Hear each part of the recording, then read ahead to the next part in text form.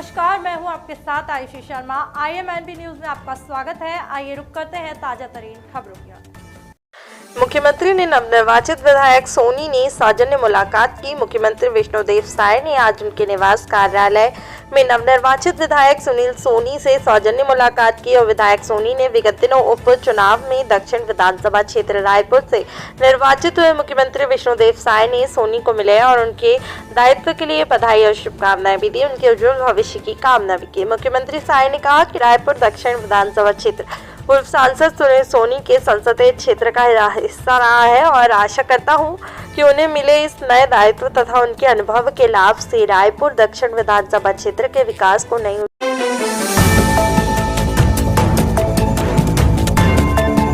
राजगढ़ जिला मुख्यालय से लगभग 30 किलोमीटर की दूरी पर स्थित खुजनीर का मामला, जहां निवास करने वाली बरकत भी अपने बेटे अब्दुल जलील के साथ अपनी जमीन के दस्तावेज और नक्शा लेकर राजगढ़ कलेक्टर गिरीश कुमार मिश्रा के समक्ष हाजिर हुई।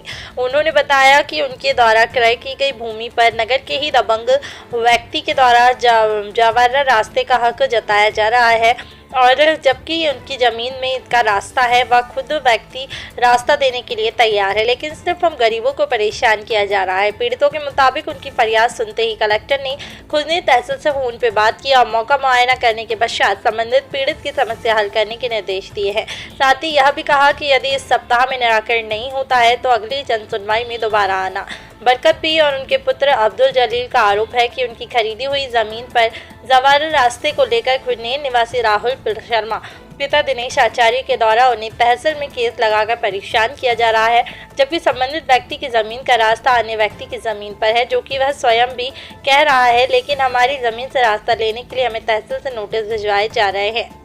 मामले को लेकर हमने खुजनीर तहसील में पदस्थ अधिकारी आदर्श शर्मा से बात की। उन्होंने कहा कि जनसुनवाई में ये लोग गए थे, ये मेरा एरिया का नहीं, पांडे साहब तहसीलदार हैं, उनके एरिया का है, जो पेशी करने उज्जैन गए हुए हैं और मामला मेरे संज्ञान में नहीं है। मैं छुट्टी पर था 7 महीने से, लेकिन वही पीड़ित ने जब उक्त अधिकारी आदर्श शर्मा से कलेक्टर के निर्देश का हवाला देकर फोन पर बात की तो संबंधित अधिकारी ने पीड़ित अब्दुल जलील से कहा कि हाँ, मेरे पास कलेक्टर साहब का फोन आया था, लेकिन मेरे मामा जी शांत हो गए हैं और मैं देर से तहसील में आऊंगा, जिसकी रिकॉर्डिंग भी संबंधित से उपलब्ध कराई गई है।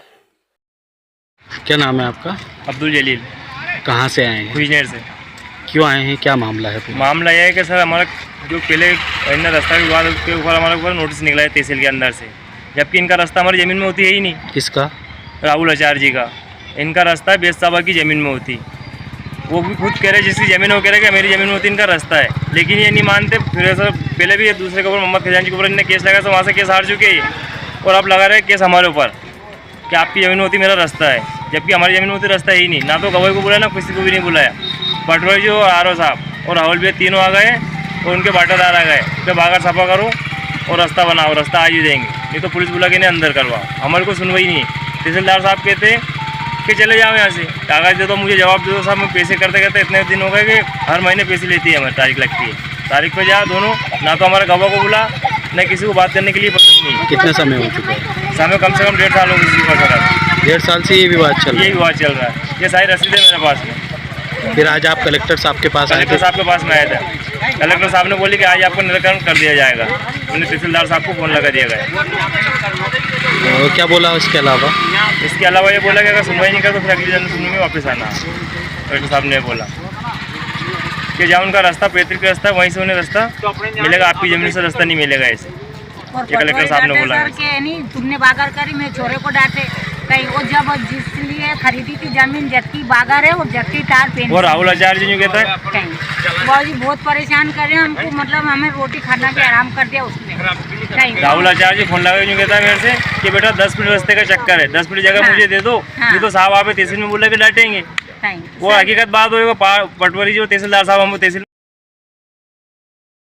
प्रेमी से बात करने में किया डिस्टर्ब, मां ने 2.5 साल की बेटी को छत से फेंका, पति को बताया हादसा और तीसरी आंख से खुला राज। आरोपी महिला अपनी प्रेमी से फोन पे बात कर रही थी। इस बातचीत में बीच में खलल डालती थी, इस डिस्टर्ब किया करती थी। एक दिन गुस्से में आकर उसने बच्ची को छत से नीचे फेंक दिया, जिसके चलते बच्ची की मौत हो गई। आपको बता दें कि यूपी के बरेली में महिला ने अपने मासूम बच्चे को छत से नीचे फेंककर उसे मौत के घाट उतार दिया। दरअसल आरोपी महिला अपने प्रेमी से फोन पर बात किया करती थी। इस बीच बच्ची से खलल नजर डालती थी, डिस्टर्ब किया करती थी। कभी कभी पिता को माँ के बारे में बता भी देती थी। उससे तंग आकर एक दिन उसे बच्ची को छत से नीचे फेंक दिया। परिजन शुरू से इसे हादसा मान रहे थे, लेकिन पड़ोसी के सीसीटीवी से महिला की पोल खुल गई और फिलहाल पुलिस ने महिला को गिरफ्तार कर लिया है। आइए जानते हैं पूरी कहानी। आपको बता दें कि मामला बरेली के सीवीगंज के गांव वीरपुर कासिमपुर का है, जहां पर अनम नाम की महिला ने अपनी 2.5 साल की बेटी को सिर्फ इसलिए हत्या कर दी क्योंकि वह उसके प्रेमी से बात करने में डिस्टर्ब किया करती थी। बेटी की हत्या के बाद अनम ने इस दुर्घटना का रूप दे दिया और बेटी को याद कर खूब रोई, लेकिन तीसरी आंख से उसकी हरकत पता चल गई।